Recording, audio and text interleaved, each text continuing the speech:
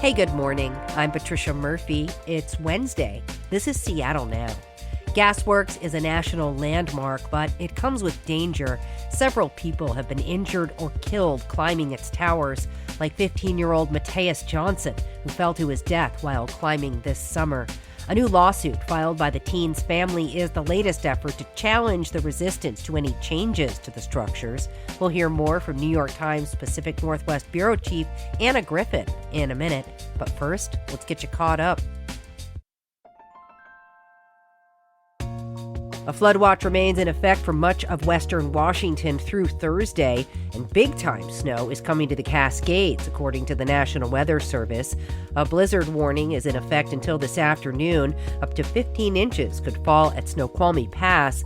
The Weather Service is predicting even more snow at Stevens Pass and on Mount Rainier and Mount Baker. Look out for 2 feet or more of snowfall. Officials say travel across the Cascades could be difficult to impossible. Financial relief is coming to Kia and Hyundai owners. Washington State has settled a lawsuit with both car makers over their failure to equip vehicles with anti-theft technology.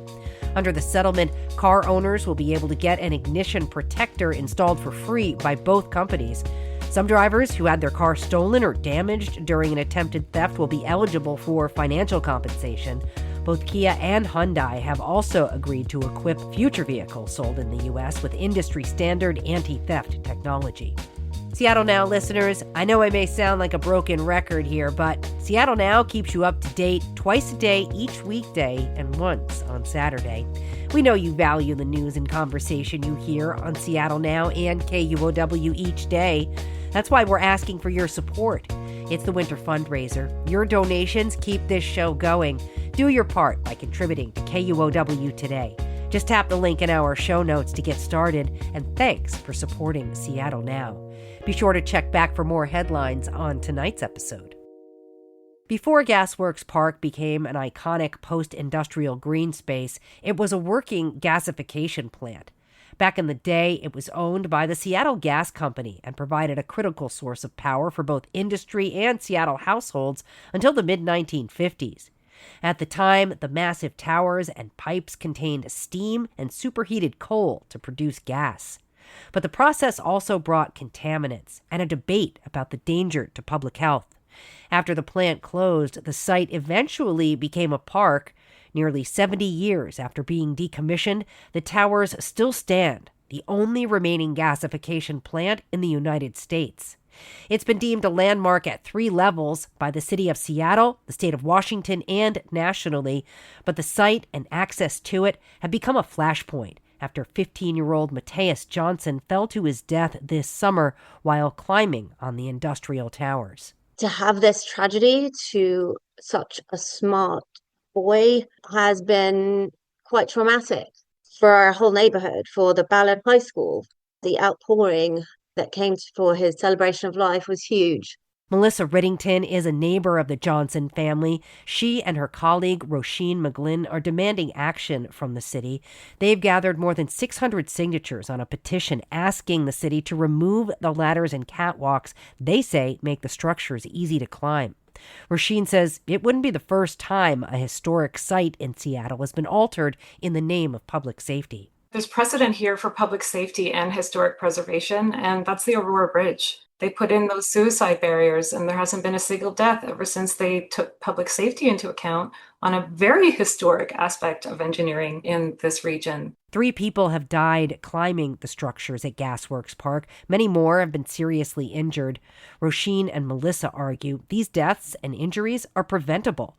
Proposed changes have been met with resistance from preservationists who want to keep the design intact. I would argue that the appurtenances and the walkways and everything also have historic value. I mean, the way that people worked on the site and went about the operations and the maintenance of things, I think does contribute to the historic fabric of the structure.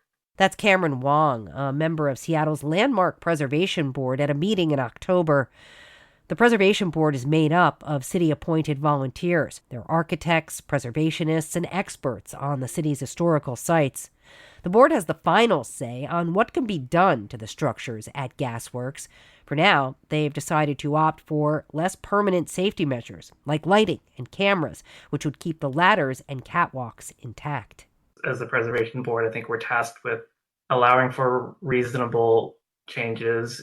And I think there's a good number of options and proposals that we've seen that could happen before we resort to removal of material. Now the Johnson family is suing the city, which could result in more sweeping changes. New York Times Pacific Northwest Bureau Chief Anna Griffin is here to help us understand more about the debate.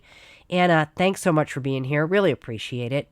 Oh, sure. My pleasure, Trish. Thanks for having me. So for listeners who haven't seen Gasworks Park, let's describe it. Give a bigger picture. Sure. It is on Lake Union, and it looks like a steampunk nightmare, Trish. It is a collection of towers, tanks, ladders, walkways, all of which are sort of in some stage of rusting or aging. It is, I personally find it, especially, in these dark winter early evenings, kind of an almost creepy place, kind of gothic in feel. But that was part of the point, was to build it out in a way that reminded people what that place used to be used for, what Seattle's industrial past looked and felt like. It certainly is striking up against the city skyline. Yeah, it's these big hulking shadows, and there's, a lot of people in Seattle I know have been to the park. Stunning views of downtown, of the Space Needle, of the lake, and for me, it feels sort of poetic, right? This vestige of what the Pacific Northwest looked like at the turn of the last century, up against the most modern city in the West in a lot of ways. It is both beautiful and eerie, depending on the time of day there. So a special place, but also attractive to adventurers, which brings us to Mattheis Johnson, who this summer climbed one of these gasification structures and fell to his death. Let's talk about what happened. It is a popular spot, right? You guys have a big 4th of July firework display there every year, and there are yoga classes and bike rides start there. And a collection of pop-up punk concerts were being held there this summer. Mattheis Johnson was 15. He was going to be a junior at Ballard High School in the fall. And he and a friend went to a concert in July. And at the end of the concert, what we understand happening was a group of older concert goers showed Mattheis and his friend how to get through the fence. The boys tried to climb, and at some point, Mattheis slipped and fell 50 feet. He was put in an ambulance, and he died at the hospital of his wounds from 50 feet is 5 stories. So essentially a 5-story fall. Now, you also spoke to Mattheis Johnson's family for this story. What did you hear from them? It was about 4 months after their son died, and what I heard was just so much pain at losing their child. I am a parent. I had a teenager who made it to adulthood but went through a climbing phase, and I just the pain I heard in their voice, it was hard to talk to them. They wept throughout the conversation. They were also just really, really frustrated and confounded by the fact that over the years, young people have tried to climb, have fallen, there have been other deaths, and very little has been done since their son died to stop it from happening again. They feel like their child has been blamed. They feel like the adults in charge of the park have just not taken over the years the repeated incidents of young people sneaking in, climbing, falling, being very seriously injured. They just feel like the city hasn't taken it seriously. What a terrible story, and what a terrible situation for the family, Anna. And as you mentioned, his death was not the first. What should listeners understand about how often this has happened? Over the years, the city has put fencing up around these towers. They have let blackberry vines grow. When that didn't work, they installed a layer of chain mesh around the towers. They have put barbed wire on top of the towers.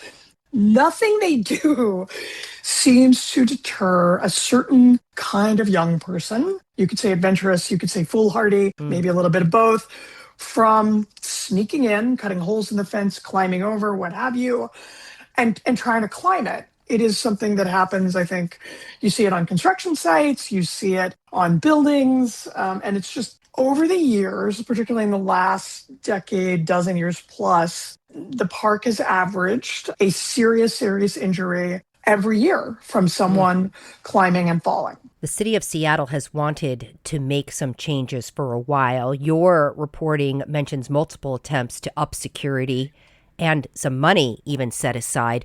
What does the city want to do beyond those passive things that we talked about already? Well, now we're getting into sort of the bureaucratic fight that took place after Mattheis Johnson died. City Parks Department came forward with a proposal to essentially remove the lower level of handholds and catwalks and ladders that allowed people to begin to climb. And this was an interesting quirk, paint the shadow of where they used to be on the sides of the tank so you at least get a sense of what used to be there. Mayor Harrell set aside more than $1.5 million to do that. But it's not so easy as the mayor and the Parks Department saying, here's what we're going to do. Gasworks Park is a local, state, and national landmark. And Seattle, that means the Seattle Landmarks Board has a great deal of influence over what happens out there. The Landmarks Board heard a presentation from the Parks Department, had several meetings over the course of several months, and ultimately decided not to make the changes the Parks Bureau recommended making. They heard from a number of historic preservationists, landscape architects, designers, who essentially said, do not rush into making changes that you can't undo. Do not, because one young person died, because several young people have gotten injured over the years, don't make changes that detract from the artist's original vision for the park. And don't make changes that could create this slippery slope where, okay, now we're talking about taking down some catwalks. Eventually, are we talking about taking down the entire structure? Why does the Landmark Preservation Board have so much power here? There was a lot of debate within city government about ultimately who has the final say, right? You would think the mayor has the final say in a situation like this. I suspect we would have seen more of that debate, except the city is now being sued by the family, by Mattheis Johnson's family, and that kind of puts off any bureaucratic wrangling. They can't really do anything while a lawsuit is pending. You mentioned the Johnson family is suing. What are they asking for? In a normal case like this, you would expect to hear about a wrongful death lawsuit, right? We hear it all the time. Car crashes, accidents on city property, anything like that. Family members, estates file wrongful death suits seeking financial reimbursement for the loss of a loved one. The Johnson family has not ruled that out at some point, but what they have decided to do right now, because they are so frustrated with the lack of additional safety measures since their older son died, is file essentially a nuisance suit. They have asked the court to declare the parts of the park that can be climbed a public nuisance. And instead of waiting for the city to do something, they would like a judge just to say, here's what you have to do. Fix the problem. Remove the things that kids like to climb. The city is put in a really tough position when that happens because the Parks Department, I think, to a certain degree, agrees with the Johnson family. We know that they put a proposal out to make changes to make the park safer. But while they're being sued, there's not really anything they can do except fight the lawsuit. Anna, this is a really complicated issue. It seems like the Johnson family wants a ruling that would override the Landmark Preservation Board. What's at stake for the family here, and what's at stake for the city? These grieving parents really feel like their child is being blamed for behaving in a very human way, right? Their son was 15 years old. 15-year-olds do dumb things. What is our job as adults? To what lengths do we need to go to protect our kids, our communal kids, from doing things that aren't safe? Because the teenager's sense of their own mortality tends to be a little different than what we recognize as adults. So I think for the family, it is a sense of justice. I don't want to say closure, but a sense that the city of Seattle is not blaming their child for doing something that young people have always done, taking unnecessary risks. I think for the city of Seattle, it's a conversation about what is Gasworks Park and what are the things about Gasworks Park that make it so special and unique? How much of that very intricate, almost delicate layer of ladders and catwalks and handholds, how important is that to what you think of when you think of Gasworks Park, this really unique, first of its kind monument to a place's industrial past? Also, there is money at play here, right? This is outgoing Mayor Harrell set aside almost $2 million to make these changes. You can imagine a lawsuit down the line in which the city could be asked to pay a lot more, either by the Johnson family or maybe the Johnson family and other families that have had loved ones injured or killed there. Yeah, I wonder if a judge's decision might actually increase the city's liability, or if in the end this comes down to a question of liability versus preservation. I think that's an excellent question. When you talk about public parks, particularly public parks that have, say, no trespassing signs up, and the fences around the gasification tanks do have no trespassing signs out, it changes liability a little bit. And I'm not a lawyer, so my sense in talking to the family is that what they really, really want is someone to step up and say, this was not Mattheis Johnson's fault. This is a park that is not safe, and we are not going to remember this teenager as being responsible for his own death. I wonder what the city of Seattle will have to prove here. The city's perspective so far has been, look at all the things we have done to prevent people from climbing these towers. That at a certain point, nothing we do is going to be enough. And I talked to a lot of preservationists, and that was something I heard from a number of them, was essentially, how far do you go to legislate young people not really understanding their own mortality? So I think that is the big debate right now, is really, how far do you go? Kids cut the fence, kids climb the fence. At a certain point, if somebody wants to do something dangerous, are they going to find a way to do it no matter what you do? Yeah, Gasworks Park has a history of grappling with a desire to preserve this site and the aesthetics of the site and the dangers that it poses. I wonder why it is so hard to find this compromise on safety and preservation. The original artist's intent, which was to preserve as a monument to the people who built this place, to the people who worked there, to the city that it powered, to preserve the parts of it that you could look at and you can see, oh, I know exactly what that was used for. I can squint and imagine the workers going up and down the ladder over the catwalks, how hard that work was, how important that work was. And, if you talk to preservationists, what they say is they really, truly worry if you start to take elements off, you are both, in a literal sense, these are rusting tanks. Every time you mess with them, you make them less stable. Maybe they fall down if you do too much work, but also in an existential sense, if we take things away, at what point is it just a bunch of shadows on the horizon versus really something that you can look at and remember the industrial uses that took place there? It's a hard one. It's a really hard one. Really interesting. I appreciate that answer. All right, before I let you go, what's next in this story? We are all waiting to see what happens in the courts. I think we wait for a judge. I will say, it is an interesting moment for the city of Seattle, right? A new mayor coming in.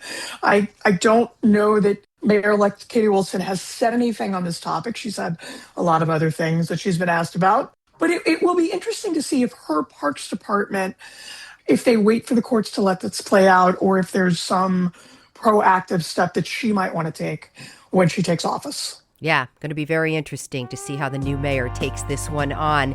Anna Griffin is the New York Times Pacific Northwest Bureau Chief. Really appreciate it. Thanks so much.